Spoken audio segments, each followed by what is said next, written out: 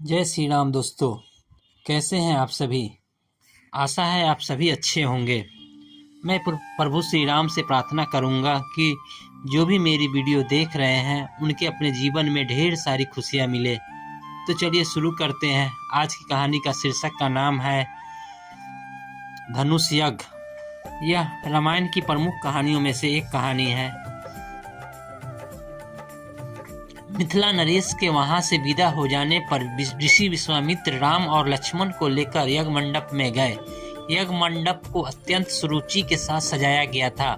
उस भव्य मंडप को देखकर लगता था कि मानो वह देवराज इंद्र का दरबार हो। देश देशांतर के राजा महाराजाओं के बैठने की अति सुंदर व्यवस्था की गई थी। मंडप के ऊपर बहुमूल्य रत्नों से बने झालर युक्त आकर्षक वस्त्रों का बितान तना हुआ था। बितान के चारों ओर फहराते हुए पताके मिथिलापति के कृति को प्रदर्शित कर रहे थे। बीच बीच में रत्न जटित स्तंभ बनाए गए थे। वेद पाठी ब्राह्मण एवं तपस्वी शांति पाठ कर रहे थे। देदीप्यमान वस्त्राभूषणों को धारण किए राजकुमार अपने अपने आसनों पर विराजमान थे। ऐसा लग रहा था मानो सैकड़ों इंद्र अपने वैभव और सौंदर्य का प्रदर्शन करने के लिए महाराज जनक की यज्ञ भूमि में एकत्रित हुए हैं। इस सौंदर्य का अवलोकन करने के लिए जनकपुर के लावण्यमयी रमणियां अपने घरों की झरोकों से झांक रही थी। गर्जन तर्जन करते हुए पिनाक को इस मनोमुग्धकारी वातावरण में यज्ञ भूमि में लाया गया। सभी की उत्सुक दृष्टि उसी ओर घूम गई। सहस्त्रों व्यक्तियों उस धनुष को एक विशाल गाड़ी में धीरे धीरे खींच रहे थे। उस विशालकाय वर्ज के समान धनुष को देखकर बड़े बड़े बलवानों का धड़ छूटने लगा और पसीना आने लगा। पिनाक को यथास्थान पर स्थापित कर दिया गया। पिनाक यानी धनुष। राजा जनक के ज्येष्ठ पुत्री सीता एवं उनकी सहेलिया को साथ लेकर धनुष के पास आए और बोले, हे संपूर्ण संसार के राजाओं एवं राजकुमारों, महाराज जनक ने प्रतिज्ञा की है कि जो कोई भी महादेव जी के इस पिनाक नामक धनुष की प्रत्यंचा को चढ़ाएगा उसके साथ मिथिलापति महाराज जनक अपनी राजकुमारी सीता का विवाह कर देंगे। राजा जनक की इस प्रतिज्ञा को सुनकर राजा और राजकुमार बारी बारी से उस धनुष पर प्रत्यंचा चढ़ाने के लिए आए, किंतु भरपूर प्रयास करने के बाद भी उस पर प्रत्यंचा चढ़ाना तो दूर उसे हिला भी न सके। अंत में वे लज्जित होकर सिर झुकाकर तथा श्रीहीन होकर इस प्रकार अपने अपने आसनों पर लौट गए जैसे कि नागराज अपनी मणि गंवाकर लौट आते हैं। इस प्रकार एक एक करके सब राजाओं और राजकुमारों को विफल मनोरथ होकर लौटता देख महाराज जनक को बहुत दुख हुआ।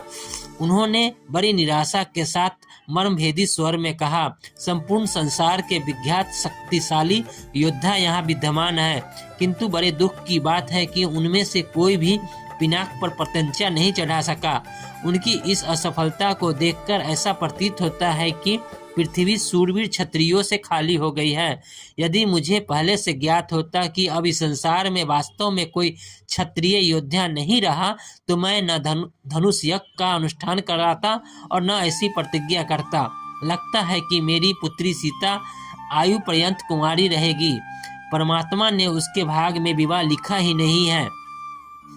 महाराज जनक की यह बात सुनकर सभी राजाओं और राजकुमारों ने अपनी असफलता से पहले ही लज्जित हो रहे थे क्षुब्ध मन से दृष्टि नीचे झुका लिया। राजा जनक के द्वारा की गई इस भर्त्सना का उनके पास कोई उत्तर न था, परंतु अयोध्या के छोटे राजकुमार लक्ष्मण को मिथिलापति द्वारा समस्त क्षत्रियों पर लगाया गया लांछन सहन नहीं हुआ। कुपित होकर उन्होंने अपनी भ्रिकुटी चढ़ा ली और तीखे शब्दों में बोले, हे मिथिला के स्वामी राजा जनक, आपके ये शब्द सर्वथा अनुचित और सूर्य कुल तथा रघुवंश का अपमान करने वाले हैं। आश्चर्य की बात है कि आपने ऐसे अपमानजनक शब्द कहने का साहस कैसे किया। जहाँ प्रतापी सूर्य कुल का साधारण व्यक्ति विद्यमान हो वहाँ भी कोई इस प्रकार तिरस्कार भरे शब्द कहने से पूर्व अनेक बार उसे विचार करेगा। फिर यहाँ तो सूर्य के मणि श्री रामचंद्र साक्षात विराजमान है। आप शिव के इस पुराने पिनाक की इतनी गरिमा सिद्ध करना चाहते हैं। मैं बिना किसी अभिमान के कह सकता हूँ कि इस पुराने धनुष की तो बात ही क्या है। यदि मैं चाहूँ तो भुजाओं के बल से इस धनुष के स्वामी महादेव सहित संपूर्ण सुमेरु पर्वत को हिलाकर रख दूं, इस विशाल पृथ्वी को अपने इसी समय रसातल में पहुंचा दूं। तो ऐसा कहते हुए लक्ष्मण ने नेत्र क्रोध से लाल हो गए। उनकी भुजाएं फड़कने लगी और उनका संपूर्ण शरीर क्रोध की ज्वाला के कारण थर-थर कांपने लगा। आज की कहानी यहीं तक रखते हैं। कल और इस कहानी का अगला भाग लेकर आएंगे। आशा है आप सभी इंतजार करेंगे। जय श्री राम।